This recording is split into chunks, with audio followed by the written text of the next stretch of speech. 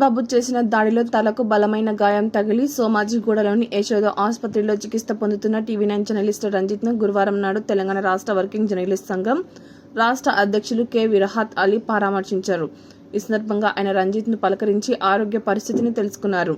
రంజిత్ తలపై మోహన్ బాబు లోగోతో బాదడంతో తగిలిన బలమైన గాయం చూసి విరహత్ ఆందోళన వ్యక్తం చేశారు. ఈ సంఘటనను తమ సంఘం తీవ్రంగా పరిగణిస్తుందని, నిందితుడికి చట్టపరంగా శిక్ష పడేంత వరకు ఆందోళన కొనసాగిస్తామని భరోసా ఇస్తూ రంజిత్ కు ఆయన ధైర్యాన్ని అందించారు.